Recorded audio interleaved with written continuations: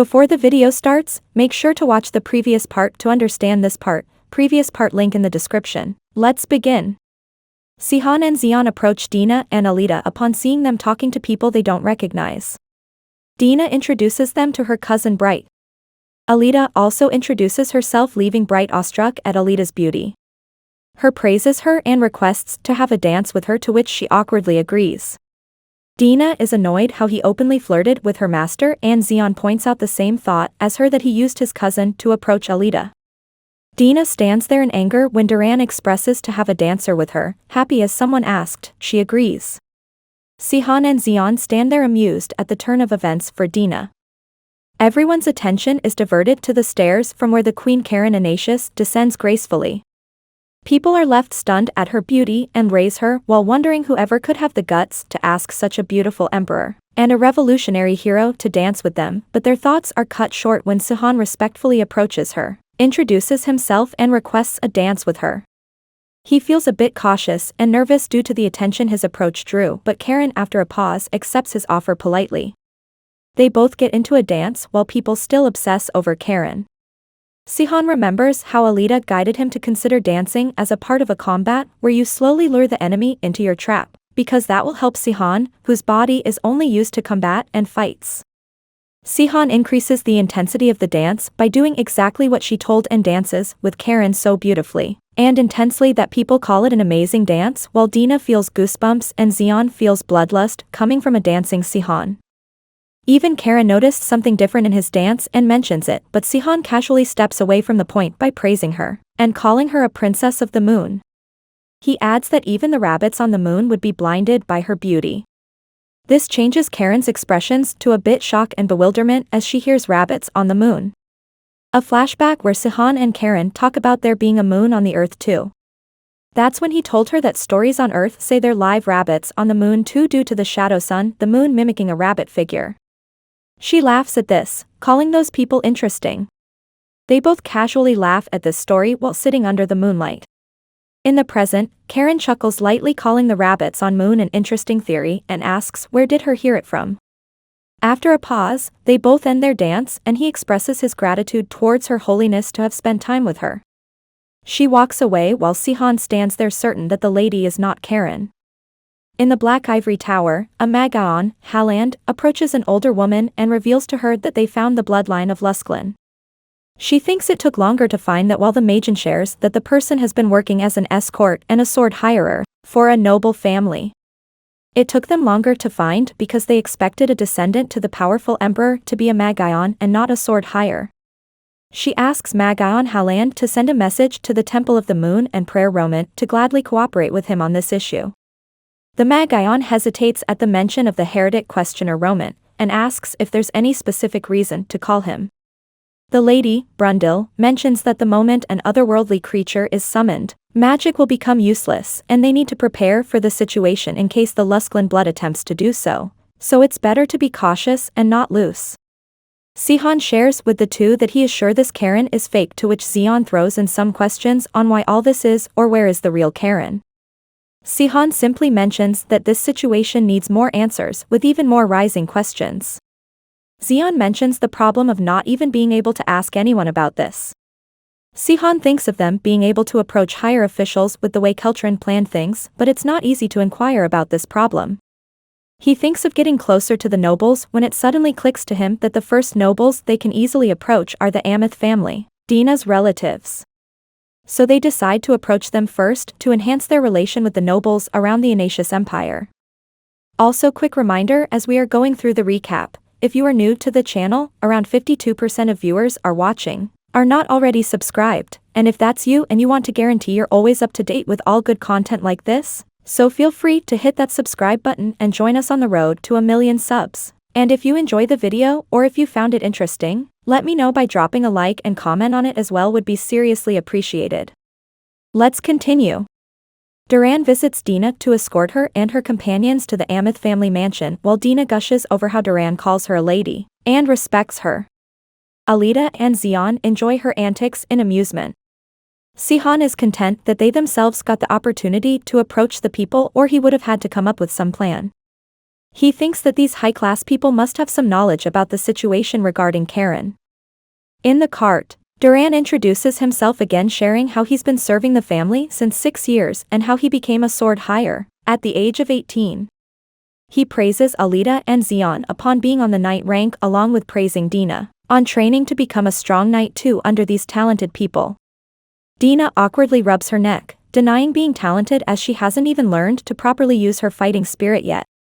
Duran consoles her that swordsmanship is about protecting the honor of those close to you and not just about strength. And just because she is weak at the moment doesn't mean she is not entitled to ever hold a sword. He tells her he is not a perfect student either, but is sharing this to console her since she has a lot of time and will indeed become strong. He talks to her in such a nice way that Dina stares at him with fondness. Sihan is sitting in the corner, cringing over it, talking about Duran being absolutely right, but this situation disgusts him while an emotional Zeon calls him a true knight over all this. Bright welcomes the three with the most enthusiasm and pleasantness. He then proceeds to ask Dina on her and her mother's well-being, to which she tells him her mother is healthy but very busy. Bright agrees, provided the changes in latent Birkingdom, while Sihan stands in the background bored about the situation. He thinks of how and when to bring up the topic about Karen since he can't strike the conversation about something like that, casually and spontaneously. He thinks of becoming close to Bright. Meanwhile, Bright wants to get closer to Alita. He suddenly brings out a bouquet of flowers and talks about how he couldn't sleep since he laid eyes on her and wants to know her further. His sudden actions leave everyone shocked and stunned. Alita rambles about how he can suddenly go all out about this since they've only met once and don't know each other at all, while he confidently holds flowers to her. Slightly embarrassed, Duran tries to slow Bright down, telling others how always does that when he likes a woman, but Bright in his own world asks Alita to be her partner and let him get to know her more. Alita stands there awkward, not understanding how to decline the offer, but then she closes her eyes and politely apologizes to him, telling him she already has a lover. Adding even more spice to everyone's shocks, she interlinks her arm with Sihan while saying so. Sihan does not know what to do while Alita talks about promising her future to him, so to go with the cover, he agrees in embarrassment along with apologizing on not sharing earlier. Too embarrassed at the situation, Bright dejectedly apologizes to them and then excuses himself for some time. Alita feels a bit bad for him while Duran apologizes for Bright's behavior, himself not expecting him to do this so soon. He offers them to rest till the next day. Sihan and Alita are escorted to a very lavish and fancy room, creeping the two out while the maid tells them that this room was specially prepared by Bright for the two since he was guilty of asking Alita out without knowing she was committed, so it's a form of making up for his mistake by him. They both stand there awkward and then Alita tells him it's time to sleep. He is surprised that she is not panicked at all while she jokes that this is nothing compared to how she panicked when she saw him naked. He thinks to himself to not panic since they've shared a room back in Kagen City too.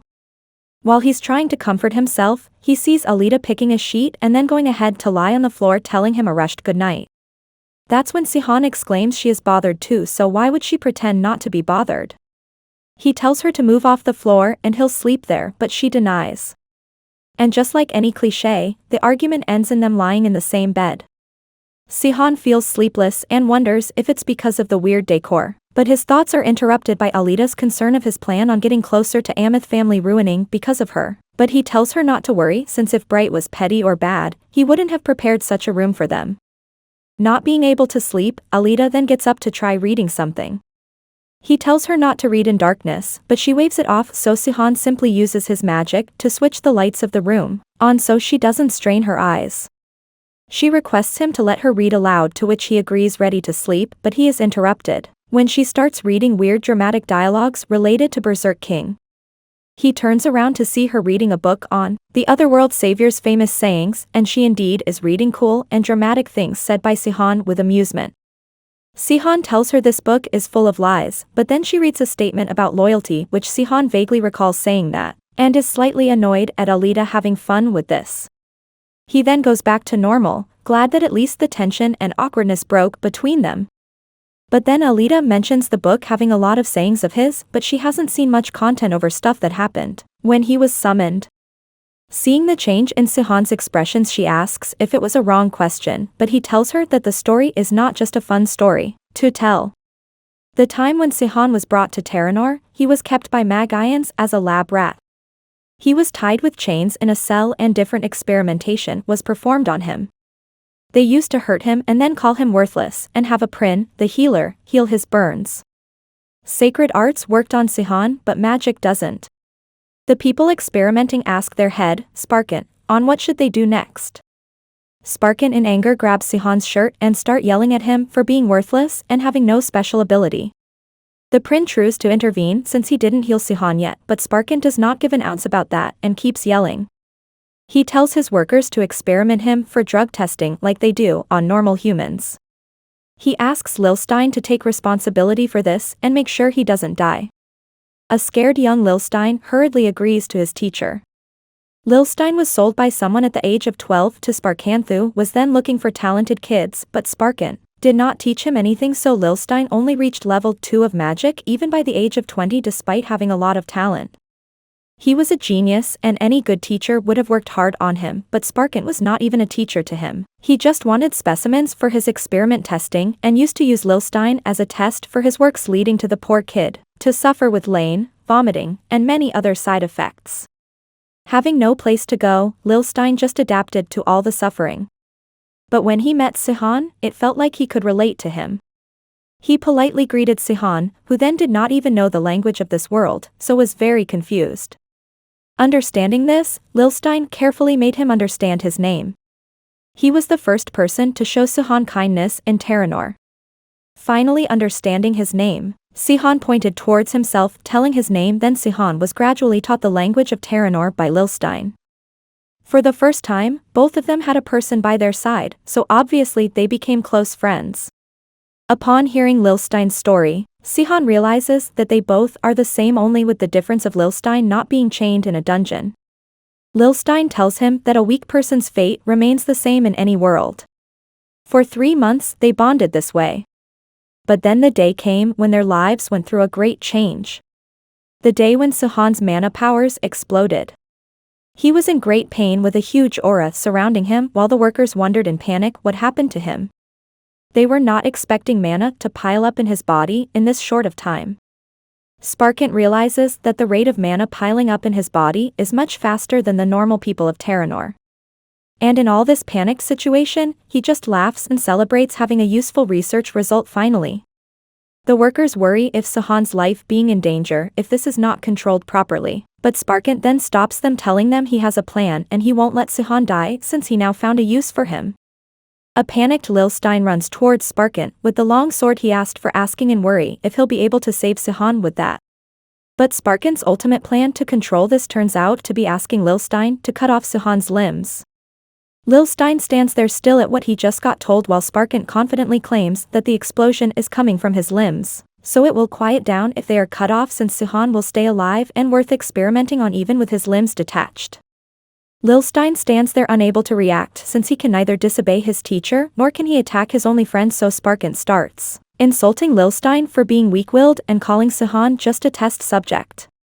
This helps Lilstein in making his decision since his next move turns out to be stabbing Sparkin with that sword.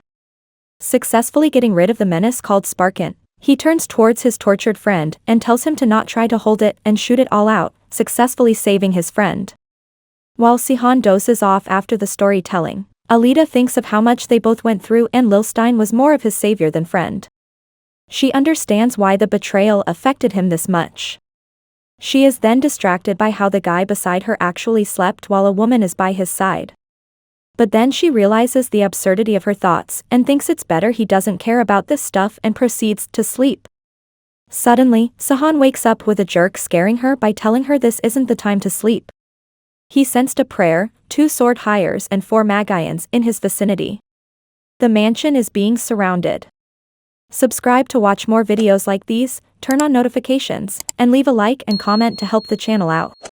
Thank you for watching and see you on the next part.